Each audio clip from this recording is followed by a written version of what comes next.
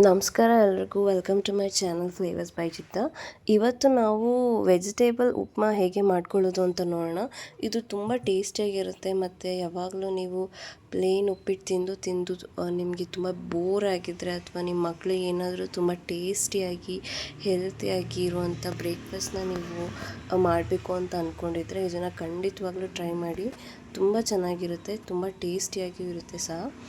So first ಇದಕ್ಕೆ ಏನು ಮಾಡ್ಕೋಬೇಕು ಅಂದರೆ ಒಂದು ಕಪ್ ರವೆನ ನಾನು ತೊಗೊಂಡಿದ್ದೆ. ಅದನ್ನು ನಾನು ಚೆನ್ನಾಗಿ ರೋಸ್ಟ್ ಮಾಡ್ಕೊಂಡಿದ್ದೆ. ಸೊ ಈಗ ನೀವು ನೋಡ್ತಾ ಇರ್ಬೋದು, ಈ ಥರ ನಾನು ಚೆನ್ನಾಗಿ ಹುರ್ಕೊಂಡಿದ್ದೀನಿ.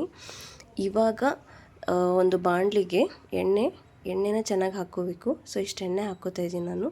ನಂತರ ಸಾಸಿವೆ ಎಲ್ಲ ಚೂರು ರೋಸ್ಟ್ ಆಗ್ತಾ ಇದ್ದಂಗೆ ಕಡಲೆಬೇಳೆ, ನಂತರ ಇದಕ್ಕೆ ಕಡಲೆ ಬೀಜನ ಹಾಕ್ಕೊಂಡಿದ್ದೆ. ಸೊ ಇದನ್ನು ನಾನು ಚೆನ್ನಾಗಿ ಹುರ್ಕೋತಾ ಇದ್ದೀನಿ. ಇವಾಗ ಇದೊಂದು ಚೂರು ಸ್ಲೈಟಾಗಿ ಬ್ರೌನ್ ಕಲರ್ ಆದಮೇಲೆ ಇದಕ್ಕೆ ಹಚ್ಕೊಂಡಿರುವಂಥ ಈರುಳ್ಳಿನ ಹಾಕೋಣ ಅಷ್ಟೇ. ಸೊ ಈರುಳ್ಳಿ ಹಾಕ್ತಾಯಿದ್ವಿ. ಇವಾಗ ಈರುಳ್ಳಿ ಹಸಿ ವಾಸನೆ ಹೋಗೋವರೆಗೂ ಚೆನ್ನಾಗಿ ರೋಸ್ಟ್ ಮಾಡ್ಕೊಳ್ಳಿ. ನಂತರ ಎಷ್ಟು ಬೇಕೋ ಅಷ್ಟು ಹಸಿಮೆಣ್ಸಿನ್ಕಾಯಿನ ಚಿಕ್ಕದಾಗಿ ಹಚ್ಕೊಂಡಿದ್ದೀನಿ. ಸೊ ಈಗ ನಾನಿಲ್ಲೆಲ್ಲನೂ ಚೆನ್ನಾಗಿ ರೋಸ್ಟ್ ಮಾಡ್ಕೊತಾ ಇದ್ದೀನಿ.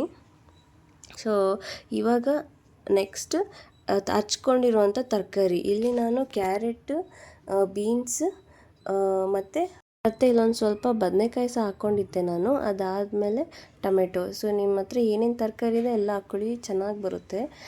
ಸೊ ಇವಾಗ ತರಕಾರಿನ ಚೆನ್ನಾಗಿ ಎಣ್ಣೆಯಲ್ಲಿ ಹುರ್ಕೋಬೇಕು. ಇದು ಒಂದು ಸ್ವಲ್ಪ ಚೆನ್ನಾಗಿ ಹುರಿದಿದ್ದಾದಮೇಲೆ ಇವಾಗ ನಾನು ಉಪ್ಪು ಹಾಕ್ಕೋತಾ ಇದ್ದೀನಿ. ರುಚಿಗೆ ತಕ್ಕಷ್ಟು ಉಪ್ಪನ್ನ ಹಾಕ್ಕೊಳ್ಳಿ. ಇವಾಗ ಒಂದು ತರಕಾರಿ ಎಲ್ಲ ಚೆನ್ನಾಗಿ ಬೇಯೋದಕ್ಕೋಸ್ಕರ ನಾನು ಯಾವ ಕಪ್ಪಲ್ಲಿ ರವೆ ಹಾಕ್ಕೊಂಡಿದ್ದೆ ಅದೇ ಕಪ್ಪಲ್ಲಿ 3 ಸಾತಿ ನೀರನ್ನ ಹಾಕ್ಕೊಂಡಿದ್ದೀನಿ. ಈಗ ನೋಡ್ತಾ ಇದ್ದೀರಾ, ಚೆನ್ನಾಗಿ ಕುದೀತಾ ಇದೆ.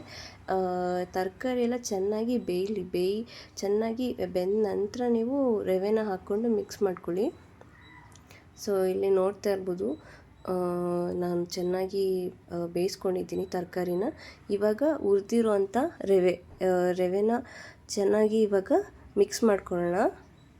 ಮಿಕ್ಸ್ ಮಾಡ್ಕೊಂಡಿದ್ದ ನಂತರ ಒಂದು ಸ್ವಲ್ಪ ಹೊತ್ತು ಪ್ಲೇಟ್ನ ಮುಚ್ಚಿ ಲೋ ಫ್ಲೇಮಲ್ಲಿ ಬೇಯಿಸ್ಕೊಳ್ಳಿದ ನಂತರ ಸೊ ಈ ಥರ ಕಾಣಿಸುತ್ತೆ. ಸೊ ಇದನ್ನು ನಾವು ಬೇಯಿಸ್ಕೋಬೇಕು. ಇದು ಚೂರು ರವೆ ಹಸಿ ಇರುತ್ತೆ.